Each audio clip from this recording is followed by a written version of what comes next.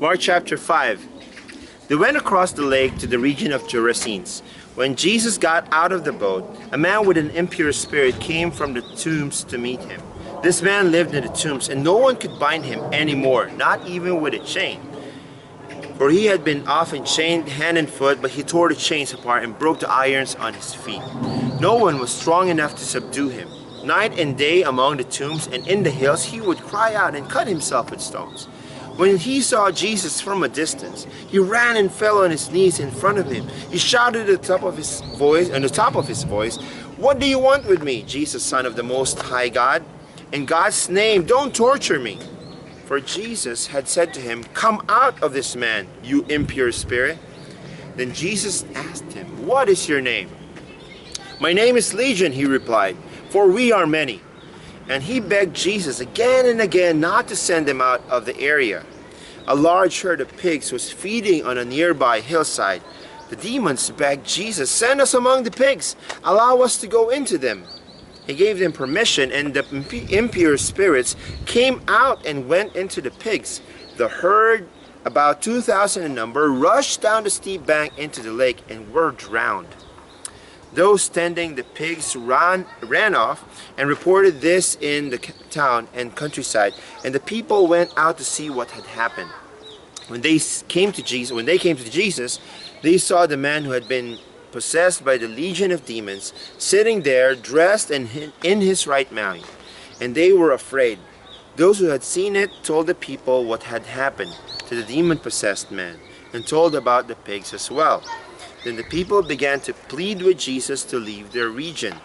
As Jesus was getting into the boat, the man who had been demon-possessed begged to go with him. Jesus did not let him, but said, "Go to your own people and tell them how much the Lord has done for you and how he has had mercy on you." So the man went away and began to tell them in the Decapolis how much Jesus had done for him, and all the people were amazed. When Jesus had again crossed over by boat to the other side of the lake, a large crowd gathered around him. While he was by the lake, then one of the synagogue leaders named Jairus came, and when he saw Jesus, he fell at his feet. He pleaded earnestly with him, "My little daughter is dying. Please come and put your hands on her so that she will be healed and live." So Jesus went with him. A large crowd followed and pressed around him.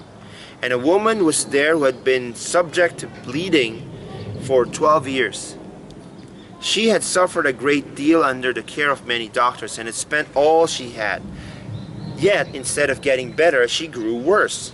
When she heard about Jesus, she came up behind him in the crowd and touched his cloak, because she thought, "If I just touch his clothes, I will be healed."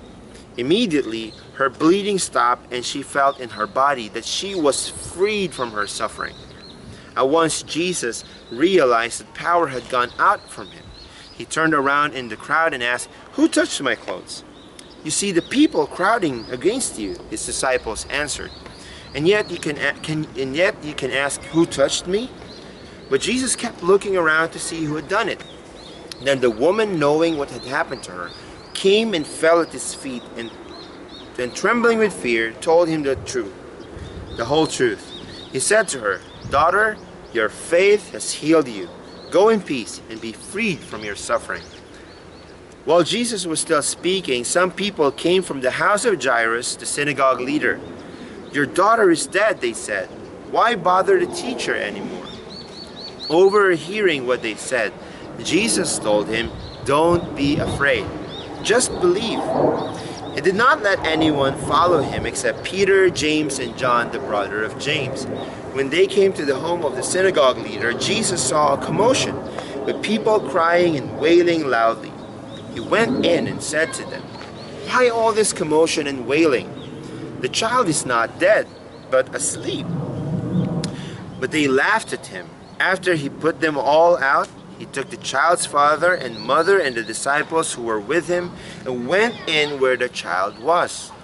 He took her by the hand and said to her, "Talitha kum," which means, "Little girl, I say to you, get up." Immediately, the girl stood up and began to walk around. She was 12 years old. At this, they were completely astonished. He gave strict orders not to let anyone know about this and told them to give her something to eat.